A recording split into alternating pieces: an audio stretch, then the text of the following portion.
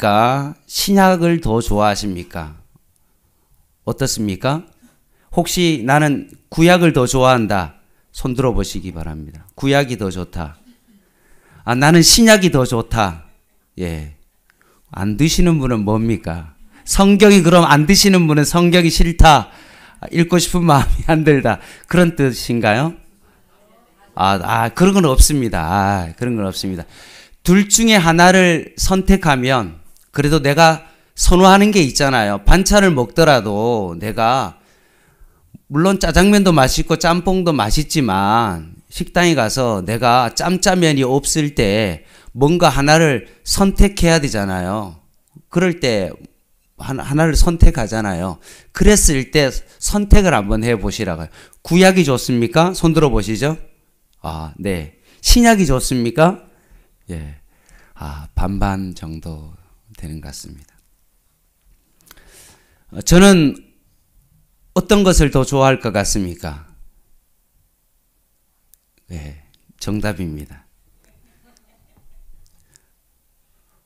원래는 신약 성경 읽기를 더 좋아하고 읽으면 이해도 되고 무슨 말인지 더 아니까 신약을 더 좋아했는데 신학을 공부하고 신대원에서 성경을 공부하면 공부할수록 저는 개인적으로 구약 성경이 더 제 마음 가운데 더 깊이 다가옵니다.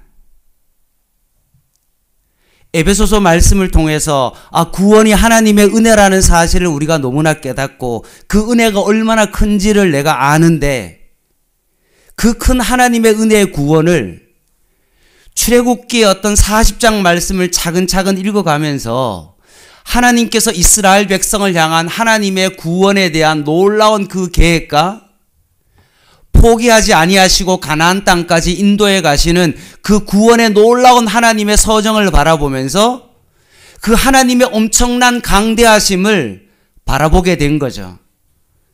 그래서 에베소의 어떤 이 구원이라는 이 엑사그라조라는 어떤 이 단어가 출애굽기를 통해서 더욱더 우리의 마음 가운데 그 의미가 더 풍성하게 다가오니까 구약을 공부하고 말씀을 읽는 것이 처음에는 참 어렵고 힘들지만 그것을 조금 더 내가 공부하고 알아가면 알아갈수록 신약의 어떤 그 말씀이 더 풍성해지는 것을 깨달아졌을 때 정말로 구약 성경은 신구약이 여러분 양손을 듣고 싶은 어떤 그런 마음도 저도 있지만 그럼에도 불구하고 구약 말씀이 읽으면 읽을수록 더 마음이 더 깊어지기 때문에 그렇습니다. 그래서 구약 말씀을 오히려 저는 조금 더 선호한다. 짜장면과 짬뽕 가운데 뭘 먹을래? 라고 질문했을 때 짜장면을 선택하는 것처럼 구약과 신약 가운데 저는 구약 말씀이 참 저에게는 은혜롭게 다가옵니다. 우리가 이제까지 구약 말씀을 한 권 한 권 이렇게 공부했잖아요. 그러면서 여러분들이 참 좀 어렵고 구약 말씀이 좀 힘들었잖아요. 이제까지 왜 이렇게 구약 말씀을 어렵게 힘들게 공부하면서 이제까지 온 이유가 뭡니까? 그것은 한 송이 국화꽃을 피우기 위해 소쩍새가 그렇게 울었던 것처럼 결국은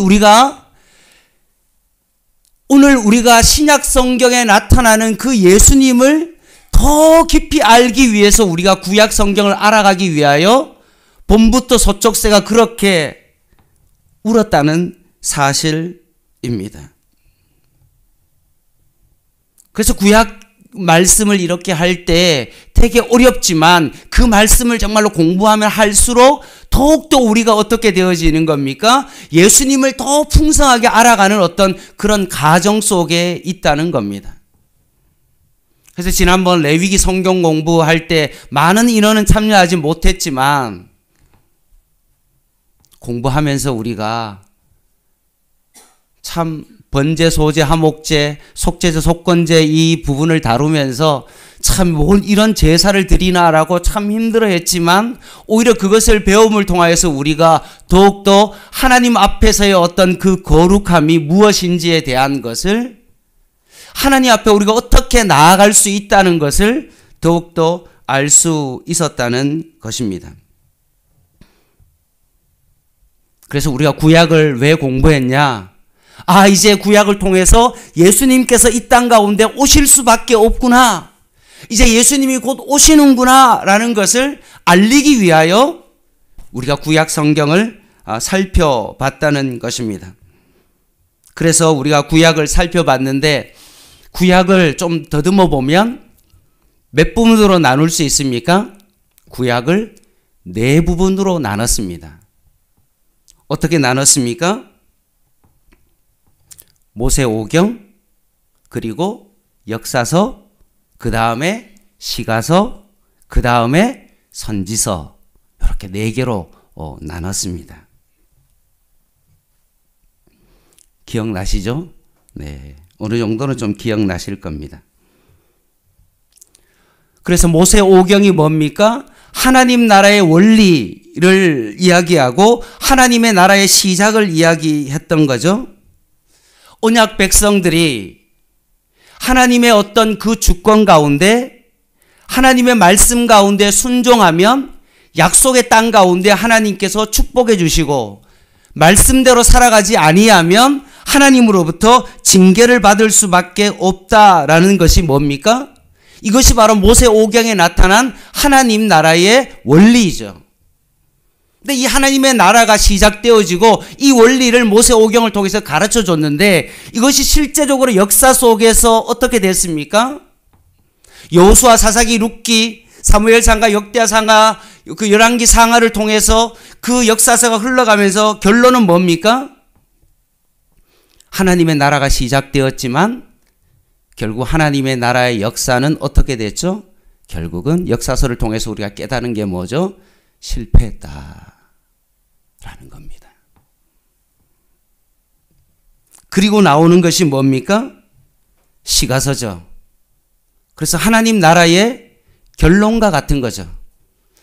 우리가 실패할 수밖에 없고 넘어질 수밖에 없는 우리가 한계를 가진 우리의 인간 가운데 오직 우리가 결론이 뭡니까? 인생의 결론이 뭐죠? 오직 여호와를 경외하는 삶이야말로 진정한 지혜다 라는 결론을 구약 성경에 얻게 된 거죠. 살아보니까 막 실패하고 넘어질 수밖에 없는, 실패하는 어떤 그 역사의 과정 속에서 우리가 살아갈 수 있는 유일한 결론이 시가서를 통해서 깨닫는 것이 여호와를 경외하는 것, 그것이 바로 지혜의 근본이다라는 것을 깨닫게 된 거죠. 그러면 이게 구약의 어떤 결론이 시가서를 통해서 멈춰야 되는데 그 결론이 멈추지 아니하고 선지서를 제가 여러분에게 말하면서 뭐라고 말했습니까? 결론이 났지만 실제 결론은 따로 있다. 그게 뭡니까? 선지서라고 말씀하십니다. 하나님 나라 백성은 역사를 통해서 실패할 수밖에 없고 여호와를 경외하는 것이 지혜의 근본임에도 불구하고 인간은 실패할 수밖에 없다. 그러니 우리의 마음 가운데 결국 메시아를 통하여서 초월적으로 하나님의 나라가 임할 것이다. 이 소망을 하나님께서 우리에게 허락해 주시는 거죠. 그래서 우리가 선지서를 늘 공부하면서, 이사야를 공부하면서 2가지 단어가 뭡니까? 하나님의 주권 가운데 따르지 아니하고 우상 가운데 살아가면 하나님은 반드시 어떻게 하죠? 심판하신다. 그러나 심판만 있는 것이 아니라 또 하나님께서 선지서를 통해서 뭘 주십니까? 다시 회복할 수 있는 회복의 소망을 주시는데 이 회복이 진정으로 이루어지는 그 시간은 언제라는 겁니까? 예수 그리스도, 진정한 메시아를 통하여 회복이 일어날 것이다 라고 말씀합니다. 그래서 이것이 바로 구약의 결론입니다. 오실 예수 그리스도를 다시 한번 우리 가운데 소망 가운데 우리에게 알려주시는 것, 이것이 바로 구약입니다. 구약에 예언되었던 그 메시아가 결국 예수 그리스도를 통해서 신약에 들어와서 이 메시아의 그 소망이, 그 언약이 실패했던 이스라엘 백성이 회복해야 될 것을 소망하도록 알려줬는데, 이 소망의 말씀이 성취되어지는데 누구를 통해서요? 예수님을 통하여 성취되어진다. 이것이 뭡니까? 신약입니다. 그래서 앞으로 우리가 신약을 살펴보겠지만, 신약은 어떻게 되어집니까? 하나님의 아들 예수 그리스도 복음의 시작이다. 우리가 마가복음 1장을 지금 성경 통독하고 있는데, 마가복음 1장 1절이 그거잖아요. 하나님의 아들 예수 그리스도 복음의 시작이다. 그래서 신약은 어떻게 되어집니까? 복음서로부터 그 복음이 시작되어진다는 거죠. 근데 이 복음이 시작되었는데 뒤에 나오는 것이 뭡니까? 역사서죠. 이 복음이 어떻게 확장되어지냐라는 말씀입니다. 그래서 역사서가 사도행전 한 권이 나오고 난 다음에 신약의 대부분이 뭡니까? 결국 서신서가 21권이 기록되어 있습니다. 그리고 마지막에 단 한 권이 나오는데 그것이 뭡니까? 요한계시록 말씀인데 예언서 말씀이 나오고 있는 거죠. 구약에 예언되었던 하나님의 나라가 예수 그리스도를 통하여 성취되었다. 그것이 뭐라고요? 복음서인데, 이 성취된 이 복음이 하나님의 나라가 확장되어지는 것이 뭐라고요? 역사서인 사도행전이고, 그리고 이 하나님의 나라가 확정되어지는 것이 결국 멈추어지는 것이 아니라 주님 오시는 그날까지 결국 교회를 통해서 하나님의 나라가 확장되어진다라는 것을 말씀하는 것이 바로 서신서이고, 그리고 마지막에 하나님의 재림의 심판의 그 말씀이 나타나는 것, 그것이 바로 예언서인데, 주님께서 장차 철장 권세를 가지시고 이 땅 가운데 재림하시는 것, 결국 하나님의 나라가 최종적으로 완성되어진다라고 말씀하시는 것이 바로 요한계시록의 말씀입니다. 그래서 우리가 간단하게 정리하면 구약도 네 부분으로, 신약도 네 부분으로, 그래서 모세오경과 역사서와 시가서와 선지서의 네 가지와 신약에 들어와서 복음서와 역사서와 서신서와 예언서를 통한 이 네 가지의 이 물질기를 우리가 계속해서 살펴보고 있고, 오늘은 새롭게 다시 들어와서 마태복음 말씀을 또 한 건 한 건 또 자세히 살펴보려고 합니다. 자, 마태복음의 제목을 한번 보겠습니다. 간단합니다. 같이 한번 읽어볼게요. 시작. 왕으로 오신 예수님. 대부분 많은 성도들은 마태복음을 많이 읽어봤습니다. 마태복음을 살펴보면 우리가 아는 것처럼 예수님의 전체적인 어떤 삶의 일대기가 자세히 설명되어 있습니다.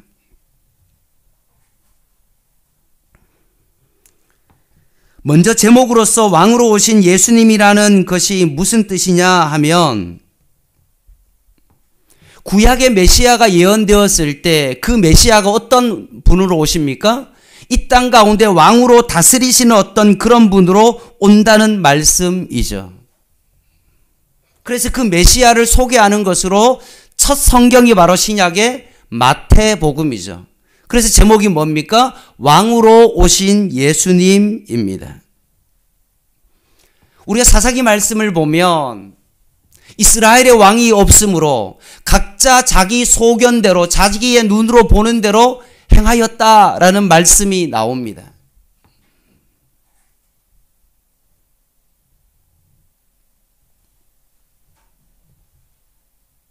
결국 그들이 세상 사람들과 똑같이 인간 왕을 요구하며 그 왕이 우리를 다스려 주기를 원하는 어떤 그런 모습 가운데 살아가며 각자 자기의 소견대로 살아가는 그들의 삶이었지만, 자신이 주인이 되어 살아가지만 이제 예수 그리스도께서 이 땅 가운데 오실 때는 진정한 나를 다스리고 통치하시는 진정한 왕으로 예수님께서 이 땅 가운데 오셨다라고 말씀하고 있습니다. 그래서 제목이 뭡니까? 왕으로 오신 예수님입니다. 그래서 마태복음을 여러분 전체적으로 다 28장까지 읽어보셨지만 예수님의 일대기가 전체적으로 쭉 나오는 게 바로 마태복음입니다. 예수님의 어떤 정기적인 어떤 형식으로 쓴 게 마태복음입니다. 그래서 마태복음 딱 1장을 딱 열면 뭐가 나와요? 뭐가 나와요? 마태복음 1장 안 읽어보셨습니까? 뭐가 나옵니까? 예. 족보가 나오잖아요. 족보가 나와요. 14대씩 끊어서 족보가 나오잖아요. 여러분 보면서 어떤 생각이 나옵니까? 그 다음에 예수님께서 태어날 때부터 시작해가지고 사역하시고 부활하시고 승천까지의 모든 것들을 일대기를 쭉 말씀하죠. 보면서 여러분 족보를 보면서 어떻습니까? 야, 마태가 되게 논리적이라는 사실을 알 수 있습니다. 이게 족보대로 14대로 이렇게 딱딱 맞춰서 이렇게 하는 어떤 그런 것을 보면 아, 마태가 참으로 꼼꼼한 사람이라는 것을 알 수 있죠. 왜냐하면 마태의 직업이 뭡니까? 세리이기 때문에 그래요. 10원 한 장도 틀리면 안 되는 사람이거든요.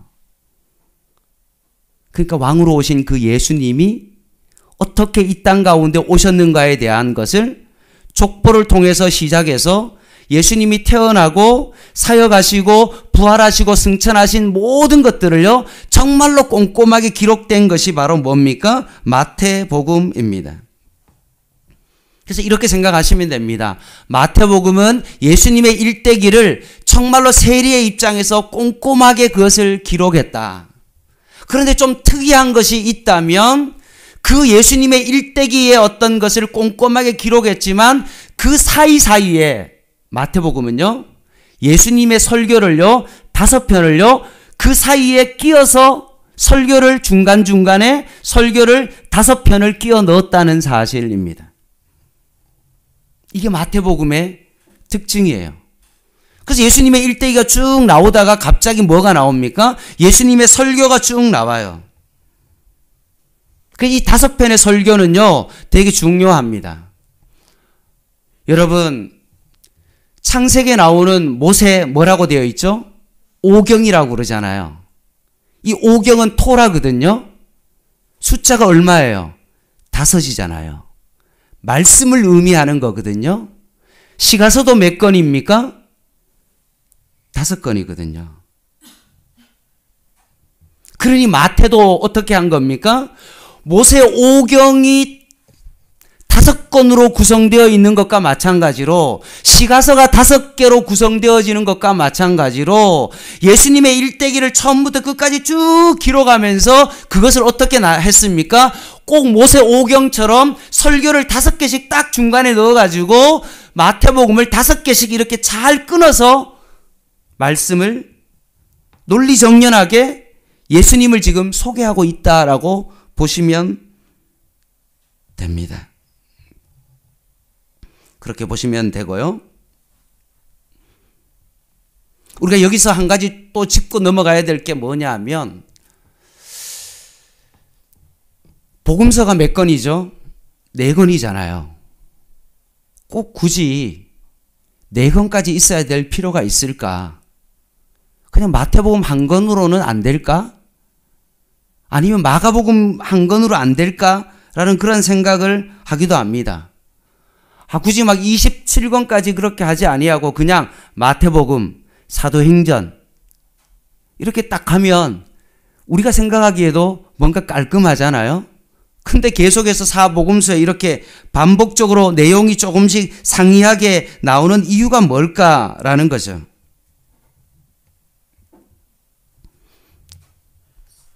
왜 4권으로 나눠서 복음서가 4권이 될 수밖에 없었냐라고 했을 때 그 이유는요. 구약의 메시아로서 예수님이 오신다는 것을 예언하고 그 선지서를 통해서 우리가 소망 가운데 그것을 바라보게 되어지잖아요. 이런 소망 가운데 있는 사람들에게 예수님을 가장 잘 설명하기 위하여 네 권으로 구성되었다는 거예요. 그래서 이 복음서를 읽는 사람이 이 청중이 어떤 배경 속에 있는지를 모르잖아요. 그래서 구약 성경을 잘 알고 있는 어떤 유대인의 입장에서는 어떻습니까? 예수님을 잘 설명하기 위해서는 어떻게 해야 됩니까? 구약의 율법의 말씀을 많이 인용하면서 구약을 잘 알고 있는 사람은 그 구약의 말씀을 인용하면서 예수님을 소개한 거예요. 근데 전혀 구약적인 어떤 그런 배경이 없고 헬라인이 어떤 배경에 있는 사람들은 구약 성경을 모르잖아요. 그러니까 구약 말씀을 계속 이야기하면 메시아의 오심에 대해서 설명을 해야 되는데 구약 말씀을 들으면 너무나 어렵잖아요. 그러니까 구약 말씀을 인용하는 것이 아니라 헬라적인 어떤 사고 가운데 있는 그 사람에게 예수님을 잘 설명하기 위하여 다른 관점에서 말씀을 기록한 거예요. 지금도 제가 설교를 하면 지금 다들 설교가 막 어려워 막 힘들어 하시는 분들이 계실 수 있잖아요. 이제 그분을 위해서 조금 더 다른 관점에서 쉽게 예화를 통해서 설명할 수도 있잖아요. 이게 다른 각도에서 말할 수 있기 때문에 결국은 복음서가 어떻게 된 겁니까? 네 개의 형태로 결국은 쓰여졌다라고 그렇게 보시면 됩니다.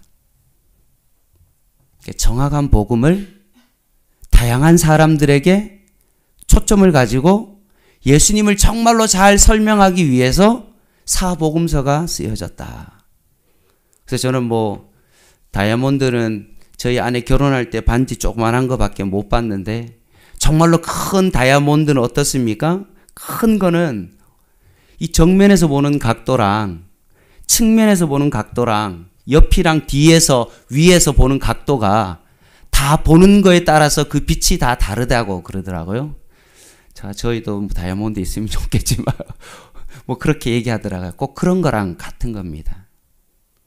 다이아몬드와 같은 그런 보석과 같은 하나님의 그 말씀이 마태의 어떤 관점에서 정면에 바라봤을 때 유대인의 관점에서 바라보는 그 예수님의 그 모습과 또 헬라인과 이방인과 여러 나라의 세계에서 바라보는 그 관점에서 바라보는 그 관점이 다양하게 모여서 정말로 온전한 어떤 하나의 보석이신 그 예수님께 더욱더 집중하기 위하여 사복음서가 쓰여졌다라고 되어 있습니다. 그래서 이 복음을 잘 설명하기 위해서 설득하기 위해 쓰여졌고요. 이 마태복음은 그럼 누구를 위해서 쓰여졌습니까?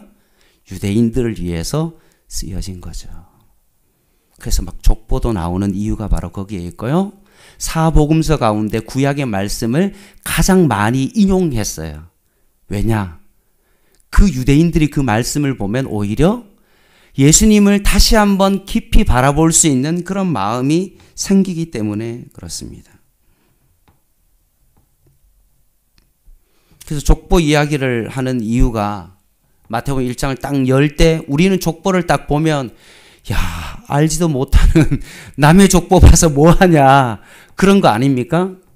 저도 아버지가 갑자기 10몇만 원을 주고 족보책을 그 문중에서 받아오셨더라고요. 근데 봤더니 이렇게 두꺼운데 다 남 이름 나오는데 뭐 관심이 없죠. 뭐 없습니다. 근데 33대손 찾아가지고 제 이름을 해갖고 야, 네 이름이 여기 있어 라고 이렇게 설명해 주니까 또 의미가 또 있더라고요. 내가 이런 어떤 족보의 가정 속에서 내가 있구나라는 것을 깨달았던 것처럼 유대인들도 어떻습니까? 자신의 족보를 이야기하면 우리가 이런 어떤 가문 속에서 살았지라고 했는데 그 족보 이야기를 하면서 누가 나오는 겁니까? 다윗도 나오고 아브라함도 나오고 믿음의 조상들이 나오니까 그렇구나. 예수님이 정말로 이 땅 가운데 올 수밖에 없는 것을 족보를 통해서 미리 이야기하고 있는 겁니다. 아, 그렇지. 예수님이 유다 지파를 통해서 오셨구나라는 것을, 예언이 정말로 성취되어지는구나라는 것을 깨닫게 된 겁니다. 구약의 예수님이 베들레헴에서 태어나는 어떤 그 말씀을, 구약 말씀을 알고 있는 사람이 실제로 이 마태복음을 통해서 구약에 인용된 말씀을 인용하고 실제로 이 말씀이 마태복음에 기록되어 있다는 사실을 딱 보면서, 야, 맞구나. 예수님이 진짜 메시아구나 라는 것을 깨닫게 되는 거죠. 구약의 예수님이 나귀를 타고 오시는데 실제로 마태복음을 통하여서, 아, 예수님이 정말로 이 구약의 예언의 말씀처럼 나귀를 타셨구나 라는 그 짝이 맞아지는 것을 보면서 그들의 마음 가운데 더욱더 예수가 그리스도라는 그 확신을 가지게 되었다는 말씀입니다. 그래서 이 인용이 20몇 번이나 구약의 말씀이 인용된 이유가 바로 거기에 있습니다. 그러면 답은 없지만 왜 마가복음이 사복음서의 첫 번째가 아니라 마태복음이 왜 첫 번째일까요? 궁금하지 않습니까? 요한복음이 먼저 나올 수도 있는데 왜 마태복음이 첫 번째로 나온 이유가 뭘까요? 사실은 정답은 없습니다. 추정을 해본다면 유대인들의 신앙 가운데 가장 핵심이 뭡니까? 토라, 하나님의 말씀이고 모세 오경이잖아요. 아까도 시편도 5권으로 나눠져 있다고 말씀드렸잖아요. 마태복음도 어떻습니까? 28장인데도 불구하고 이게 5개로 나눠져 있다고 말씀드렸잖아요. 그 가운데 설교를 끼워 넣었다라고 그렇게 말씀했잖아요.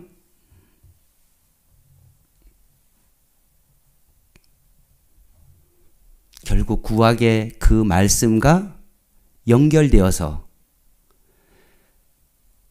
그 복음서를 가장 잘 이해할 수 있도록 유대인들의 입장에서 그 말씀을 이해할 수 있도록 가장 먼저 기록된 것이 마태복음이기 때문에 마태복음을 구약 다음으로 사복음서 중에 첫 번째로 기록하지 않았을까라고 저의 추측입니다. 정답은 없습니다. 제가 생각하기엔 그래요.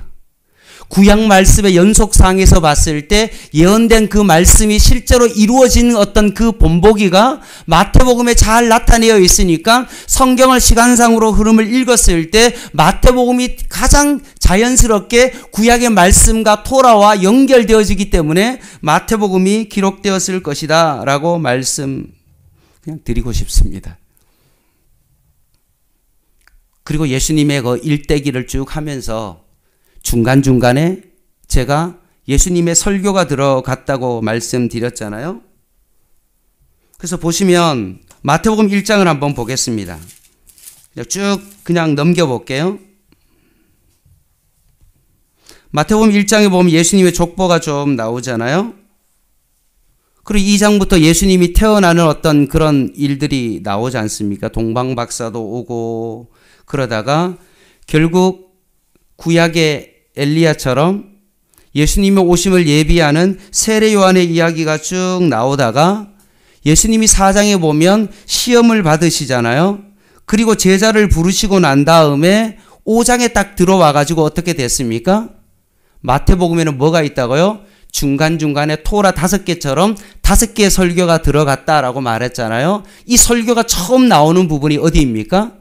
여기 5장부터 나오는 뭡니까? 갑자기 예수님의 일대기 속에서 갑자기 5, 6, 7장이 뭐가 나와요? 예수님의 산상설교가 나옵니다. 시간이 많이 가서 조금 뒤로 넘어가면 또 10장에 보면 제자들을 불러 모아서 결국은 그들과 다니시면서 이적을 행하시는 부분을 쭉 갈릴리에서 기록하면서 10장에 보면 뭐가 나오냐 하면 전도 설교가 나옵니다. 제자를 부르시고 제자들에게 전도에 대한 말씀을 증거하십니다. 그래서 파송하는 어떤 설교를 10장에 기록하세요. 그리고 쭉 나오다가 13장에 보면 뭐가 나오냐 하면 우리가 너무나 잘 아는 비유 설교가 나옵니다. 진짜 하나님의 나라는 뭐고 과연 메시아가 누군가라는 어떤 그 논쟁 부분에 있어서 천국 비유에 대한 어떤 그 말씀이 마태복음 13장에 설교 형태로 쭉 나옵니다. 그리고 뒤에 넘어가서 18장에 보면 제자도에 대한 말씀에서 하나님의 나라가 이 땅 가운데 어떻게 이루어질 것인가 라는 것에 대해서 유대인들이 어떻게 생각하는가에 대한 어떤 자신의 어떤 민족주의적인 어떤 그런 생각 가운데서 하나님의 나라를 바라보는 것이 아니라 진정한 제자도, 열방을 향한 하나님의 어떤 교회에 대한 어떤 하나님의 말씀을 18장에 하십니다. 그리고 마지막에 종말에 대한 설교가 23장, 24장에 보면 종말의 설교를 하면서 결국은 하나님의 나라가 성취되어진다라고 나옵니다. 이게 뭡니까? 마태복음 28장까지의 어떤 그런 말씀입니다. 이제 말씀을 좀 정리 한번 해 볼게요.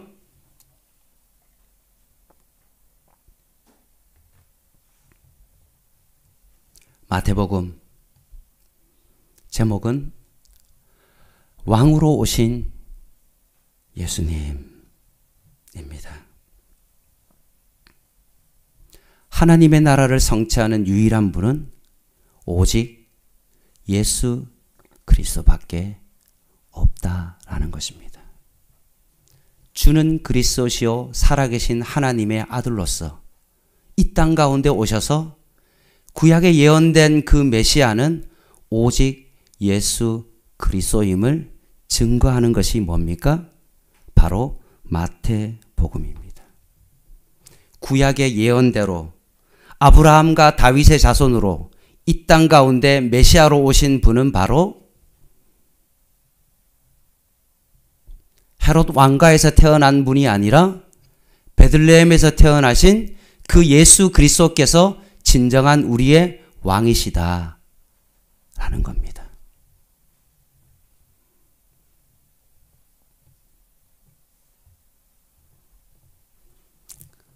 따라서 우리의 신앙은 어떻게 되어야 되나?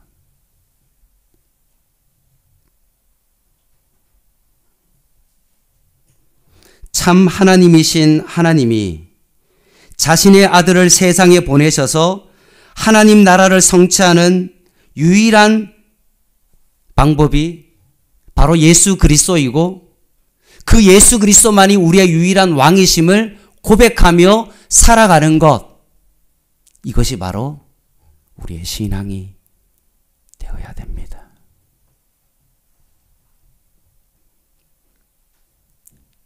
세상의 것이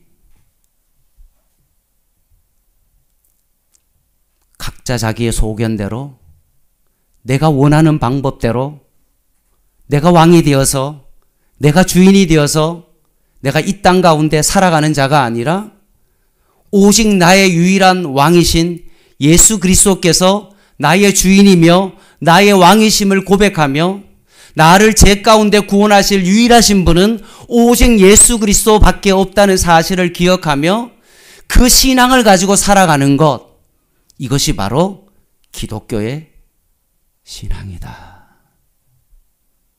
구약에 예언된 그 메시아가 예수 그리스도이며 그 예수 그리스도를 나의 왕으로 나의 주인으로 모시고 살아가는 삶, 이것이 바로 우리의 진정한 신앙이 되어야 된다 라고 말씀하십니다. 사랑하는 성도 여러분, 나의 삶 가운데 진정한 왕은 누구입니까? 혹시나 여러분의 자녀가 여러분에게 있어서 왕은 아닙니까? 혹시나 물질이 여러분에게 있어서 왕은 아닙니까? 내가 성취하고 싶은 어떤 그런 부분이 그것이 여러분에게 있어서 그것이 왕은 아닙니까?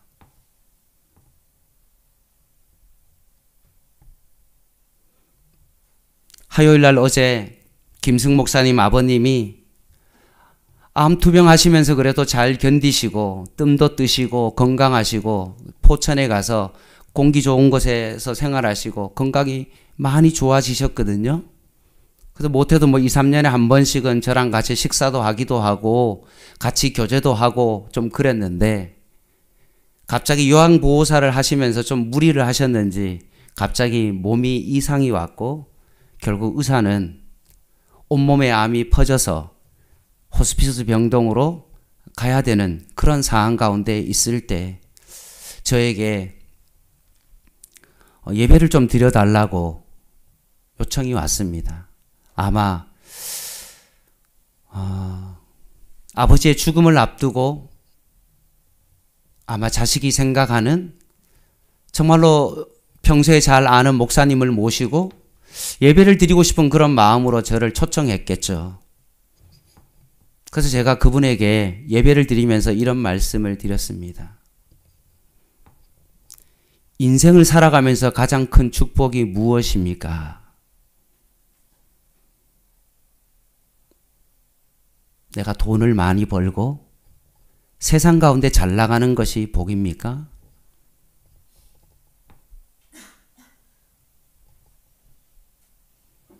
저는 인생의 가장 큰 축복은 만남이라고 저는 생각되어지는데 그 만남 속에서 가장 큰 축복은 김재호 집사님이 이 세상을 살아갈 때 인생의 고난과 고통 속에서 예수님을 만난 것이 집사님의 인생 가운데 가장 큰 축복입니다.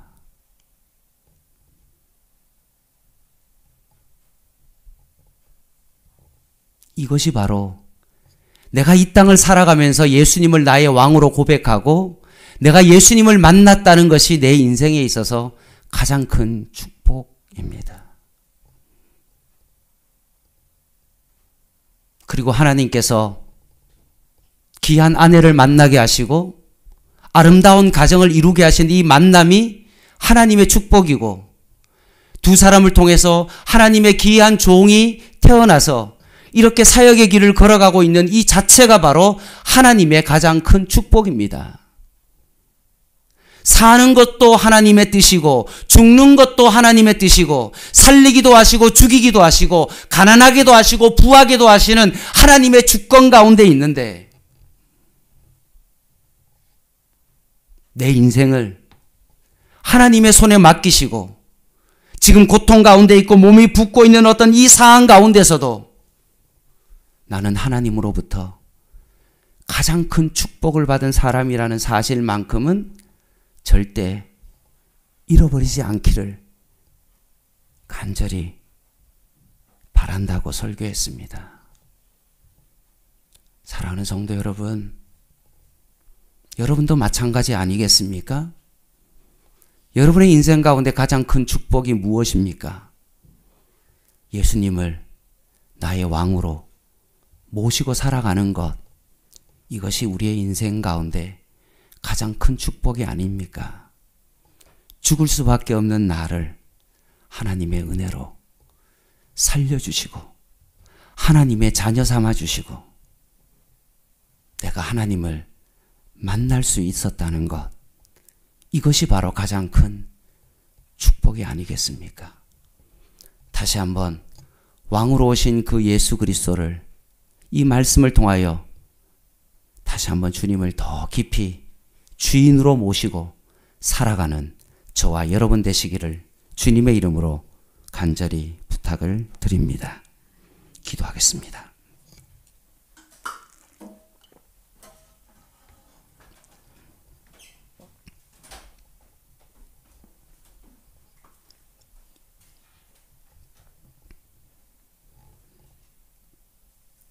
하나님 아버지, 우리의 유일한 소망은 오직 예수 그리스도밖에 없음을 다시 한번 마태복음을 통하여서 우리에게 가르쳐 주셨사오니 왕으로 오신 그 예수님을 우리가 잊어버리지 아니하고 날마다 그분을 나의 왕으로 모시며 살아갈 수 있는 저희들의 삶이 되게 하여 주시옵소서.